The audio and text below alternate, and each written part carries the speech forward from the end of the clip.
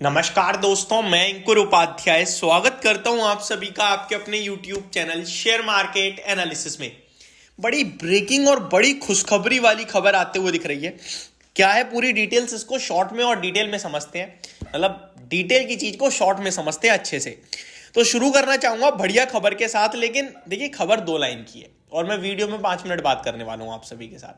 तो अगर आप केवल खबर सुनना चाहते हो तो खबर मैं आपको डायरेक्टली बता देता हूं आपके शुरुआती 1 मिनट में।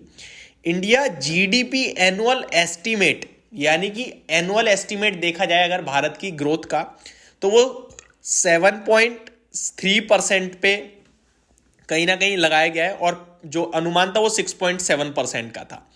वहीं आगे फॉरकास्ट की बात की जाए तो 7.3% पे फॉरकास्ट किया है FY24 को कहीं ना कहीं।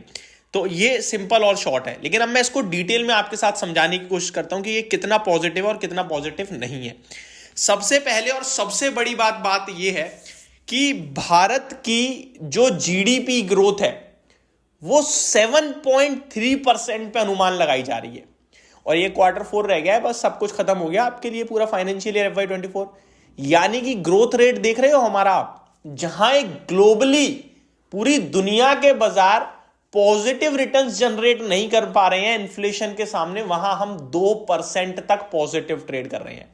तो सबसे पहले और सबसे बड़ी बात तो यह है, जो लोग ये सोच रहे हैं कि 2023 में बहुत बड़ी तेजी आ गई है या 2022, 21 और 23 बाजार वन साइडेड भागा है विदाउट एनी करेक्शन, एक यूफोरिया, फोमो, ये सारे शब्द आपके दिमाग में आते हैं, डर लगता है निवेश करने में, पैसा लगाने में, तो ये डेटा आपके लिए।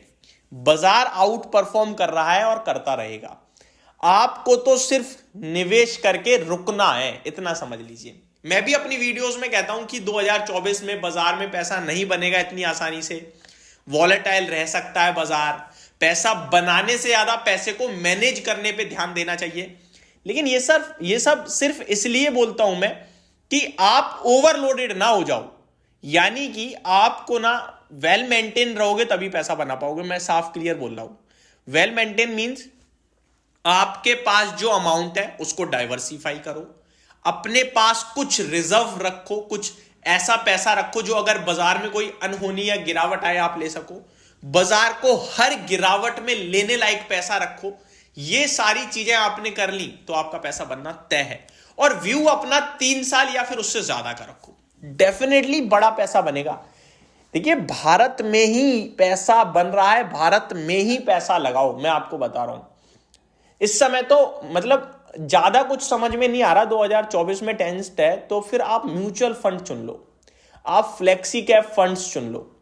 आप अगर बहुत ही ज्यादा डर लगने लगा है, एडवांटेज फंड चुन लो। इससे ज्यादा क्या, बैलेंस फंड मींस की, इससे ज्यादा मैं आपसे क्या बोल सकता हूं।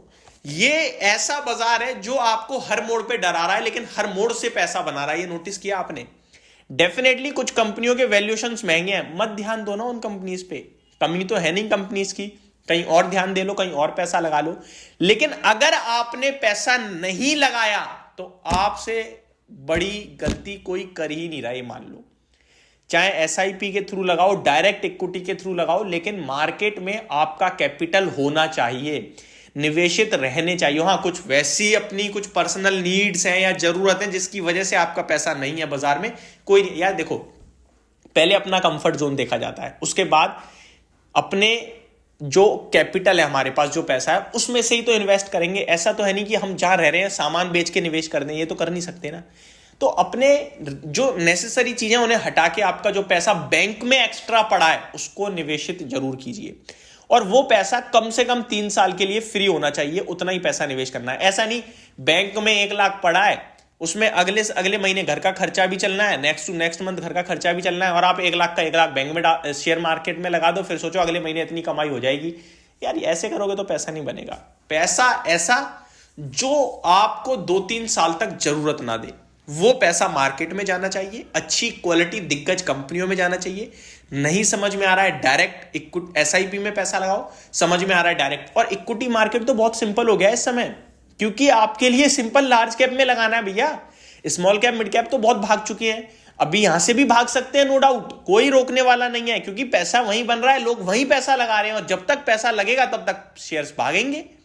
लेकिन कंफर्ट ढूंढ रहे हो, आप एक वैल्यूएशन ढूंढ रहे हो कि हाँ भाई ज्यादा टेंशन नहीं हो, तो फिर आपके लिए लार्ज कैप है। तो ये ग्रोथ का डेटा, ये अनुमान डायरेक्टली बता रहा है कि इंडिया रुकने वाला, थमने वाला नहीं है। सरकार, हम सबको पता है कि कौन सी आने वाली है, उम्मीद है पूरी बरकरार है। और मेरे को लगता है उसके चलते कोई डिप आ जाए ना तो अपॉर्चुनिटी होगी, क्योंकि कंपनियों की ग्रोथ तो रुकने वाली है नहीं। जिस हिसाब से भारत में इस समय कहीं ना कहीं डायरेक्टली आप मोमेंटम देख रहे हैं, तो मेरा मानना यह है कि भारत में निवेशित रहोगे तो पैसा बनाते रहोगे और निवेशित ही रहने में फायदा है। होप आपको सारी जानकारी पसंद आई होगी। Thank you so much for watching this video. Have a great day guys.